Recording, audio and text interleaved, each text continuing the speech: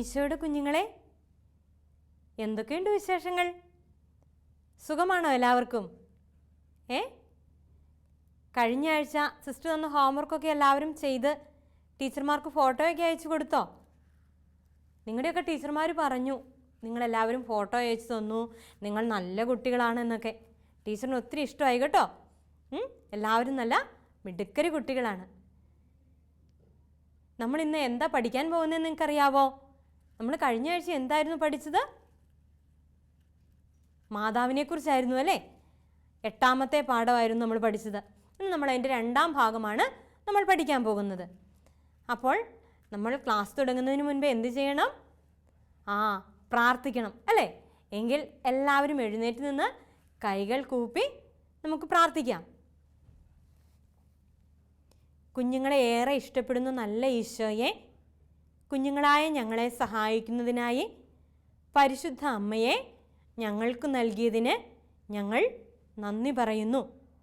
നല്ല ഈശോയെ, അങ്ങേയ്ക്കും മാതാവിനുമെല്ലാം ഇഷ്ടപ്പെട്ട മക്കളായി വിശുദ്ധിയിൽ ജീവിക്കുവാൻ കുഞ്ഞുങ്ങളായ ഞങ്ങളെ ഓരോരുത്തരെയും അനുഗ്രഹിക്കണമേ. ഞങ്ങളുടെ കൂടെ നടന്ന് ഞങ്ങളെ സഹായിക്കുന്ന പരിശുദ്ധ അമ്മേ, ഞങ്ങൾക്ക് വേണ്ടി ഈശോയുടെ പക്കൽ മാധ്യസ്ഥം വഹിക്കണമേ. ആമേൻ. നിങ്ങൾക്കിഷ്ടമായോ മാതാവിനെ? മാതാവ് കൂടെ നടന്ന് നിങ്ങളുടെ കാര്യങ്ങളെല്ലാം ഈശോയോട് പറഞ്ഞ് അനുഗ്രഹം നിങ്ങൾക്ക് മേടിച്ച് തന്നില്ലേ? ഇനി ബൈബിളിലെ ഒരു സംഭവം സിസ്റ്റർ പറയാം. മാതാവിൻ്റെ അപേക്ഷ പ്രകാരം ഈശോ ചെയ്ത വലിയൊരു അത്ഭുതത്തെക്കുറിച്ച് ബൈബിളിൽ പറഞ്ഞിരിക്കുന്ന ഒരു കാര്യം സിസ്റ്റർ പറയാൻ പോവുക. എല്ലാവരും ശ്രദ്ധിച്ച് കേൾക്കണേ. ഒരിക്കൽ ഈശോയെ കാന എന്ന സ്ഥലത്ത് ഒരു വിവാഹ വിരുന്നിന് ഈശോയെയും മാതാവിനെയും ശിഷ്യന്മാരെയും ഒക്കെ ഒരു വീട്ടുകാർ ക്ഷണിച്ചു. അവിടെ ഈശോയും മാതാവും ശിഷ്യന്മാരൊക്കെ ചെന്ന് കഴിഞ്ഞപ്പോൾ അവിടെ ഇങ്ങനെ കുറേ പേര്, ആ വീട്ടുകാരുടെ ബന്ധുക്കൾ, അയൽക്കാരിങ്ങനെ കുറേ പേര് വന്നിട്ടുണ്ടായിരുന്നു. അവർക്കെല്ലാവർക്കും ഈ വീട്ടുകാർ ഇങ്ങനെ സദ്യ വിളമ്പാൻ തുടങ്ങി. സദ്യ വിളമ്പുന്ന കൂട്ടത്തിൽ വീഞ്ഞ് എല്ലാവർക്കും കൊടുത്തു. പക്ഷേ എന്തു പറ്റി? അവിടെ കുറേ പേർക്ക് വീഞ്ഞെല്ലാം കൊടുത്തു കഴിഞ്ഞപ്പോൾ ആ വീട്ടിലെ വീഞ്ഞ് മൊത്തം തീർന്നു പോയി. പിന്നെ ഇങ്ങനെ കുറേ പേര് വന്നുകൊണ്ടിരിക്കുക കല്യാണത്തിന്. പക്ഷേ എല്ലാവർക്കും കൊടുക്കാൻ അവിടെ എന്തില്ല? വീഞ്ഞില്ല. അപ്പോൾ അവിടെയുള്ള ആ വീട്ടിലെ ആൾക്കാർ ഇങ്ങനെ എന്തായി? ഇപ്പം നമ്മുടെ വീട്ടിലൊക്കെ കുറേ വിരുന്നുകാരൊക്കെ വന്നു കഴിയുമ്പോൾ പെട്ടെന്ന് ഇങ്ങനെ ഇപ്പം അപ്പമൊക്കെയാണ് കൊടുക്കുന്നെങ്കിൽ തീർന്നു പോയിട്ടുണ്ടെങ്കിൽ ഇങ്ങനെ മമ്മിയൊക്കെ വെപ്രാളപ്പെട്ടെങ്കിൽ മമ്മിയൊക്കെ ഇങ്ങനെ അയ്യോ ഇനി എന്ത് ചെയ്യും എന്നൊക്കെ ചോദിക്കുന്നത് നിങ്ങൾ കേട്ടിട്ടുണ്ടോ? അങ്ങനെ ഒരു അവസ്ഥ വന്നു. അപ്പോൾ ആ വീട്ടുകാരിങ്ങനെ എന്നാ ഇനി ചെയ്യുന്നതെന്നിങ്ങനെ ആകുലപ്പെട്ട് നടന്നപ്പോൾ ആരത് കണ്ടു? അവരുടെ വിഷമം മാതാവ് കണ്ടു. മാതാവ് എന്തു ചെയ്തു? ഓടിച്ചെന്ന് ഈശോയോട് പറഞ്ഞു, ഈശോ, ആ വീട്ടിലെ വീഞ്ഞ് തീർന്നു പോയി, നീ ഒന്ന് അത് നോക്കിക്കേ, അവർക്കിനി എന്തോരം വിരുന്നുകാർ വരുന്നുണ്ട്, അവർക്കൊക്കെ കൊടുക്കാൻ വീഞ്ഞ് വേണ്ടേ, നീ ഒരു അത്ഭുതം പ്രവർത്തിക്കാൻ പറഞ്ഞു. അപ്പോൾ ഈശോ എന്തു ചെയ്തു? അവരോട് അവിടെ ഇരുന്ന കൽഭരണികളിൽ വെള്ളം കോരി നിറയ്ക്കാൻ ആവശ്യപ്പെട്ടു. ഇവർ ഈ പണിക്കാരെന്ത് ചെയ്തുന്നോ, വേഗം ആ കൽഭരണികളിലെല്ലാം നിറയുവോളം വെള്ളം കോരി വെച്ചു. ഈശോ എന്തു ചെയ്തു? ഈശോ അങ്ങ് ചെന്നിട്ട് ആ വെള്ളമെല്ലാം തൊട്ടപ്പോൾ എന്തായത്? വീഞ്ഞായി മാറി. അപ്പോൾ ആ വീട്ടുകാരോർത്തു ഈ ഇത്രമാത്രം വന്ന മനുഷ്യർക്കൊക്കെ നല്ല സമൃദ്ധിയായിട്ട് വീഞ്ഞു കൊടുത്തു. ഈ വീട്ടുകാർ ഈശോയുടെ അത്ഭുതം കണ്ട് അവിടെ കൂടുന്ന എല്ലാവരും എന്തു ചെയ്തു? ദൈവത്തെ മഹത്വപ്പെടുത്തി. അപ്പോൾ ആ വീട്ടുകാരുടെ വിഷമം ആരാ മനസ്സിലാക്കിയത്? മാതാവ് അല്ലേ? മാതാവ് മനസ്സിലാക്കിയിട്ട് മാതാവ് ആരോട് പറഞ്ഞു? ഈശോയോട് പറഞ്ഞു. ഈശോയോട് പറഞ്ഞപ്പോൾ ഈശോ എന്തു ചെയ്തു? വലിയ അത്ഭുതം പ്രവർത്തിച്ചു. ഇതാണ് മാതാവ് നമ്മുടെ ജീവിതത്തിലും ചെയ്യാൻ പോകുന്നത്. അപ്പോൾ നമ്മൾ മാതാവിനെ കൂട്ടുപിടിച്ചു കഴിഞ്ഞാൽ ഈശോയിൽ നിന്ന് ഒത്തിരി അനുഗ്രഹങ്ങൾ നമുക്ക് മേടിച്ചെടുക്കാം അല്ലേ? നിങ്ങൾക്കപ്പോൾ ഇഷ്ടമായോ മാതാവിനെ? അപ്പോൾ നിങ്ങൾ എല്ലാത്തിനും മാതാവിനെ കൂട്ടുവിളിക്കില്ലേ? മാതാവിനെ കൂട്ടുവിളിച്ചു കഴിഞ്ഞാൽ നമ്മുടെ കാര്യം, നമ്മുടെ ജീവിതം ഈസിയാകും. പിന്നെ നമ്മൾ മാതാവിനെ കൂട്ടുപിടിച്ച്, മാതാവേ എനിക്കിതൊന്ന് ചെയ്തു തരാൻ ഒന്ന് ഈശോയോട് പറയാൻ പറഞ്ഞാൽ മാതാവ് എന്ത് ചെയ്യും? ഓടിച്ചെന്ന് ഈശോയോട് പറയും, ദേ ആ കൊച്ചിന് അത് കൊടുത്തേ, കണ്ടില്ലേ ആ കൊച്ചത് പറയുന്നത്, ആ കൊച്ചിൻ്റെ പപ്പയുടെ രോഗം മാറ്റിക്കേ, ഇല്ലേ ആ കൊച്ചിൻ്റെ അമ്മയുടെ രോഗം കണ്ടോ, ആ കൊച്ച് അതിനു വേണ്ടി പ്രാർത്ഥിക്കുന്ന കണ്ടോ, ഈശോയെ ആ അലീന മോള് കണ്ടോ മമ്മിയുടെ അസുഖം മാറാൻ വേണ്ടി പ്രാർത്ഥിക്കുന്നേ, ഒന്ന് മമ്മിയുടെ അസുഖം മാറ്റി കൊടുത്തേ എന്ന് മാതാവ് ഈശോയോട് പറയുമ്പോൾ ഈശോ എന്ത് ചെയ്യും? അലീന മോളുടെ മമ്മിയുടെ അസുഖം മാറ്റി കൊടുക്കും, പപ്പയുടെ അസുഖം മാറ്റി കൊടുക്കും. അങ്ങനെ നമ്മൾ എന്ത് ചെയ്യണം?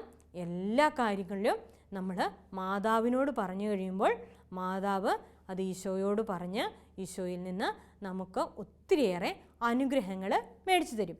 അപ്പോൾ കഴിഞ്ഞ ആഴ്ച നമ്മൾ നന്മ നിറഞ്ഞ മറിയമേ എന്ന പ്രാർത്ഥന പഠിച്ചില്ലേ? അതെന്താണെന്ന് നമ്മൾ പഠിച്ചത്? ഗബ്രിയേൽ ദൂതൻ മാതാവിനോട് പറഞ്ഞ വചനങ്ങളാണത്. ആ പ്രാർത്ഥന നിങ്ങൾ ഓർക്കുന്നുണ്ടല്ലോ അല്ലേ? അപ്പോൾ സന്ധ്യയ്ക്ക് കുരിശു വരയ്ക്കുമ്പോൾ നമ്മൾ ജപമാല ചൊല്ലി പ്രാർത്ഥിക്കില്ലേ?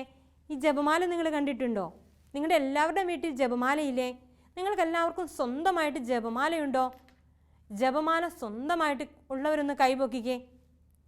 ആഹാ, എല്ലാവർക്കും ജപമാല സ്വന്തമായിട്ടുണ്ടല്ലോ. ഇതിന് ജപമാലയെന്നും കൊന്ത എന്നും ഒക്കെ പറയും. ഈ ജപമാല എന്ന് പറയുന്നത് എന്തുകൊണ്ടാണെന്ന് നിങ്ങൾക്കറിയാമോ? ജപം എന്ന് പറഞ്ഞാൽ എന്താ? പ്രാർത്ഥന. അപ്പോൾ ഈ പ്രാർത്ഥന, ഇതെല്ലാം പ്രാർത്ഥനകളാണ്. ഈ ഓരോ മണികളും പ്രാർത്ഥനകളാണ് നമ്മൾ ചൊല്ലുന്നത്. അപ്പോൾ ഈ പ്രാർത്ഥനകൾ ഒന്നിച്ച് ചേർത്ത് ഒരു മാല പോലെയാണല്ലേ? ഇതൊരു മാലയല്ലേ? അപ്പോൾ അതുകൊണ്ട് ഈ പ്രാർത്ഥനകളെല്ലാം ഒന്നിച്ച് ചേർത്ത് ഒരു മാലയുടെ രൂപത്തിൽ ഉണ്ടാക്കിയിട്ടുള്ളത് കൊണ്ടാണ് ഇതിനെ എന്തു വിളിക്കുന്നത്? ജപമാല എന്ന് വിളിക്കുന്നത്. അങ്ങനെ ജപമാല ചൊല്ലി നമ്മൾ പ്രാർത്ഥിക്കുമ്പോൾ നമ്മളിങ്ങനെ മാതാവിനോട് ചേർന്ന് നിൽക്കുക. നമ്മളിങ്ങനെ മാതാവിനോട് ചേർന്ന് നിൽക്കുമ്പോൾ മാതാവിനോട് ചേർന്ന് എപ്പോഴും ആരുണ്ട്? ഈശോയുണ്ട്. അപ്പോൾ നമ്മൾ മാതാവിനോട് പറയുന്ന കാര്യങ്ങളെല്ലാം ഈശോ ഇങ്ങനെ കേട്ടുകൊണ്ടിരിക്കും. ഈശോ അപ്പം നമുക്ക് അനുഗ്രഹങ്ങൾ തരും. നമുക്കൊന്ന് പ്രാർത്ഥിക്കാം. ജപമാല ചൊല്ലി. നന്മ നിറഞ്ഞ മറിയമേ സ്വസ്തി, കർത്താവ് അങ്ങയോട് കൂടെ, സ്ത്രീകളിൽ അങ്ങ് അനുഗ്രഹിക്കപ്പെട്ടവളാകുന്നു. അങ്ങയുടെ ഉദരത്തിൻ ഫലമായ ഈശോ അനുഗ്രഹിക്കപ്പെട്ടവനാകുന്നു. പരിശുദ്ധ മറിയമേ തമ്പുരാൻ്റെ അമ്മേ, പാപികളായ ഞങ്ങൾക്ക് വേണ്ടി എപ്പോഴും ഞങ്ങളുടെ മരണസമയത്തും തമ്പുരാനോട് അപേക്ഷിക്കണമേ. ആമേൻ. ഇനി സിസ്റ്റർ ഒരു ചോദ്യം ചോദിക്കട്ടെ. നിങ്ങളുടെയൊക്കെ വീട്ടിൽ നിങ്ങൾക്കൊക്കെ ആവശ്യങ്ങൾ വരുമ്പോൾ ഓടി നമ്മൾ ആരുടെ അടുത്താണ് പെട്ടെന്ന് എത്തുന്നേ? ആഹാ, അവിടെ പറഞ്ഞല്ലോ മമ്മിയുടെ അടുത്തല്ലേ? അപ്പം മമ്മിയാണ്. ഇപ്പോൾ നമ്മളൊരു കുഞ്ഞു കുരുത്തക്കേട് കാണിച്ചാൽ നമ്മളിപ്പോൾ നമ്മളിപ്പോൾ കസേര കയറിയിരുന്ന് കളിച്ചു, കസേരയുടെ കാലൊടിഞ്ഞു. അപ്പോൾ എന്തു ചെയ്യും? കസേരയുടെ കാലൊടിഞ്ഞു കഴിഞ്ഞാൽ പപ്പ നമ്മളെ വഴക്ക് പറയുമല്ലേ?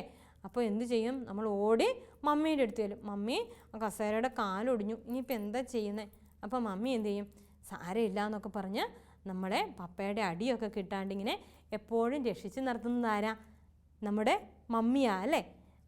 അതുപോലെ കുഞ്ഞു കുഞ്ഞ് വികൃതികളൊക്കെ കാണിക്കുമ്പോൾ പപ്പ നമ്മളെ അടിക്കാൻ പിടിക്കുമ്പോൾ മമ്മിയാ അല്ലേ പലപ്പോഴും നമ്മളെ രക്ഷപ്പെടുത്തുന്നത്.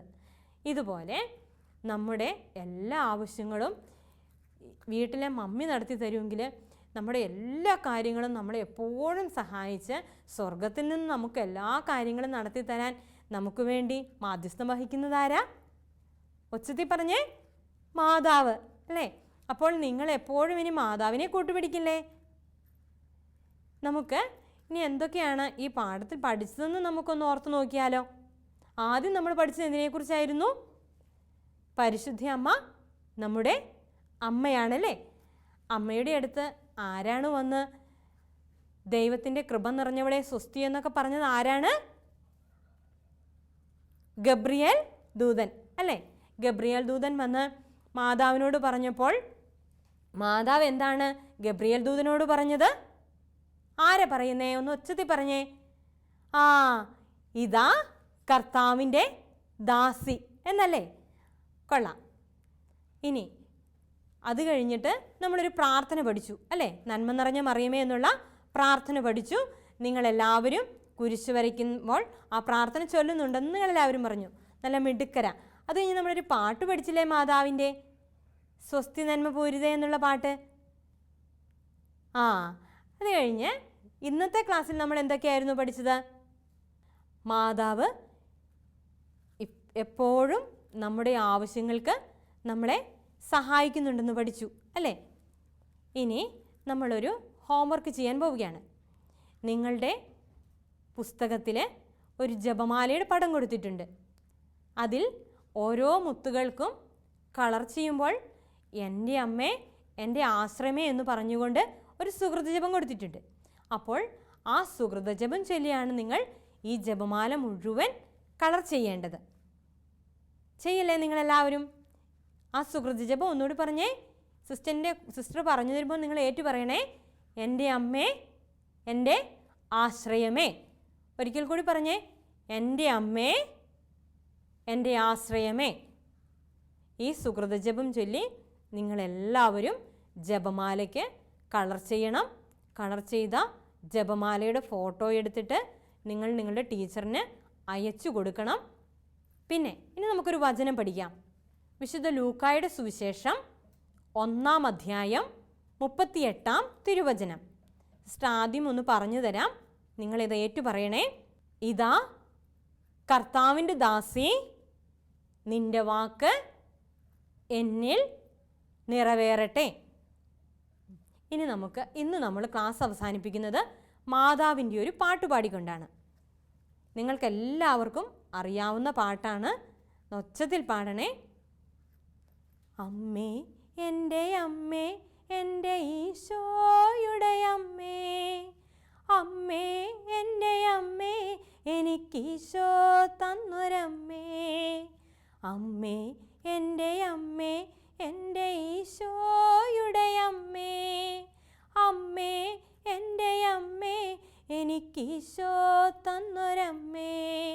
ആവേ മരിയ കന്യാമാതാവേ, ആവേ മരിയ കന്യാമാതാവേ, അമ്മേ, എൻ്റെ അമ്മേ, എൻ്റെ ഈശോയുടെ അമ്മേ, അമ്മേ, എൻ്റെ അമ്മേ, എനിക്കീശോ തന്നൊരമ്മേ. ഇഷ്ടപ്പെട്ടോ പാട്ട്? നിങ്ങൾക്ക് എല്ലാവർക്കും അറിയാം. നിങ്ങളെല്ലാവരും ഒച്ചത്തിൽ പാടി സിസ്റ്ററിന് ഇവിടെ കേൾക്കാമായിരുന്നു കേട്ടോ. എങ്കിൽ നമുക്ക് കുരിശ് വരയ്ക്കാം. കുരിശ് വരച്ച് പപ്പയ്ക്കും അമ്മയ്ക്കും ഒക്കെ സ്തുതി ചൊല്ലി നമുക്ക് ക്ലാസ് അവസാനിപ്പിക്കാം. വിശുദ്ധ കുരിശിൻ്റെ അടയാളത്താലെ ഞങ്ങളുടെ ശത്രുക്കളിൽ നിന്ന് ഞങ്ങളെ രക്ഷിക്കുക. ഞങ്ങളുടെ തമ്പുരാനെ, പിതാവിൻ്റെയും പുത്രൻ്റെയും പരിശുദ്ധാത്മാവിൻ്റെയും നാമത്തിൽ ആമേൻ. ഈശോ മിശിഹായിക്ക് സ്തുതിയായിരിക്കട്ടെ. ഇപ്പോഴും എപ്പോഴും സ്തുതിയായിരിക്കട്ടെ. ആമേൻ.